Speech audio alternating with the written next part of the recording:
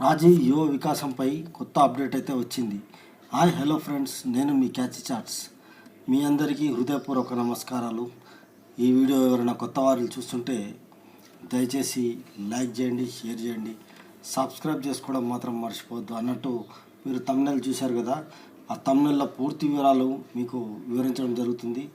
ముఖ్యంగా ఎవరైతే ఈ వీడియో కొత్త వాళ్ళు చూస్తున్నారో దయచేసి లైక్ చేయండి. లైక్ చేయడం వల్ల పరోక్షంగా ఇంకొకరికి సాయం చేసినట్టు ఉంటుంది. ఎవరికైతే తెలియదో వాళ్ళు కూడా ఈ వీడియో చూస్తారు కాబట్టి మీరు పరోక్షంగా సాయం చేసిన వాళ్ళు అవుతారు.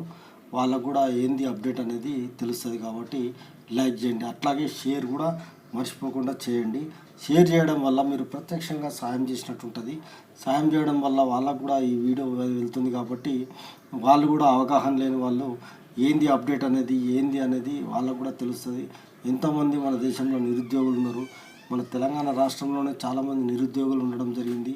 కాబట్టి వాళ్ళకు కూడా మనం హెల్ప్ చేసినట్టు వాళ్ళమే కాకుండా మనకు తోచినంత సాయం చేసిన వాళ్ళంగా ప్రత్యక్షంగా పరోక్షంగా మనము ఉంటాం. కాబట్టి దయచేసి షేర్ చేయండి. అట్లాగే సబ్స్క్రైబ్ చేసుకోవడం మాత్రం మర్చిపోవద్దు. ఇంకొకటి, ఈ వీడియో ఎక్కడ స్కిప్ చేయకుండా చివరి వరకు చూడగలిగితే పూర్తి వివరాలు అయితే మీకు తెలపడం జరుగుతుంది. మీరు ఎక్కడైనా స్కిప్ చేస్తే దానిలో వివరాలు అనేది మళ్ళీ కన్ఫ్యూజ్ అవుతారు. మళ్ళీ ఎక్కడ ఉన్నది ఏం కథ అనేది మళ్ళీ మీకు మొదటికి వస్తుంది. క్వశ్చన్స్ అనేది రైజ్ అవుతాయి. కాబట్టి దయచేసి ఇక్కడ స్కిప్ చేయకుండా లాస్ట్ వరకు చివరి వరకు చూడగలిగితే మీకు పూర్తిగా వివరాలు అర్థమవుతాయని నేను మనవి చేసుకుంటున్నాను. ఇక వీడియోలోకి వెళ్ళిపోదాం లేట్ చేయకుండా. ఈ పథకం కింద దరఖాస్తు చేసుకునే లబ్ధిదారులకు రేషన్ కార్డు ఉంటే ఆదాయ ధృవీకరణ పత్రం అవసరం లేదని హైదరాబాద్ జిల్లా కలెక్టర్ రాజర్షి షా అయితే వెల్లడించడం జరిగింది. నిరుద్యోగ యువతకు స్వయం ఉపాధి కల్పించాలనే లక్ష్యంతో తెలంగాణ ప్రభుత్వం ప్రతిష్టాత్మకమైన రాజీవ్ యువ వికాసం పథకంను నూతనంగా ప్రారంభించిందని, ఈ పథకం కింద అన్ని కార్పొరేషన్లకు సంబంధించిన మార్గదర్శకాలను తెలంగాణ ప్రభుత్వం జారీ చేసిందని తెలిపారు.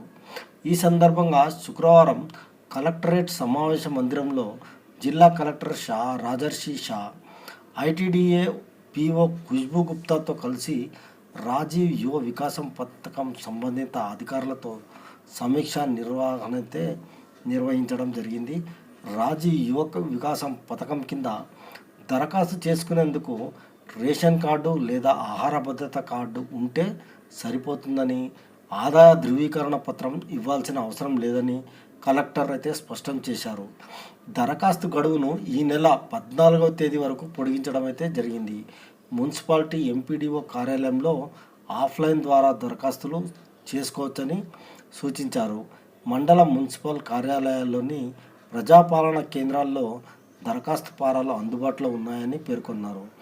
డిఆర్డీఓ, ఎస్సీ కార్పొరేషన్ ఈడీ అధికారులు నోడల్ అధికారులుగా ఉన్నారని, బ్యాంకు మేనేజర్లు ఈ కార్యక్రమంపై ఓరియంటేషన్ ఏర్పాటు చేసుకోవాలని అయితే కోరారు. ఈ సమావేశంలో అదనపు జిల్లా collector Shyamala Devi, ED, SP, corporation Manohar, CEO, DPO, bank అధికారులు, సంబంధిత అధికారులు అయితే పాల్గొనడం అయితే జరిగింది. ఈ వీడియో మీకు నచ్చితే లైక్ చేయండి, షేర్ చేయండి, సబ్స్క్రైబ్ చేసుకోవడం మాత్రం మర్చిపోవద్దు. ఎందుకంటే ఎన్నో మాధ్యమాల నుంచి మేము కష్టపడి మీకోసం వీడియో చేస్తాం కాబట్టి దయచేసి మీరిచ్చే ఒక చిన్న ఎంకరేజ్మెంట్, ఒక లైక్, ఒక షేర్, ఒక సబ్స్క్రైబ్, ఇది మాత్రమే మీ నుంచి ఆశిస్తున్నాం. కాబట్టి దయచేసి సబ్స్క్రైబ్ చేసుకోగలరని మనం చేస్తున్నాను. మరిన్ని మంచి మంచి వీడియోలతో, మరికొన్ని వీడియోలతో మీ ముందుకు మేము మళ్ళీ వస్తాం. కాబట్టి అంతవరకు catchy chat signing off. Bye. Subscribe. Please subscribe. Please subscribe. Subscribe. For more updates, for interesting updates, Please do subscribe.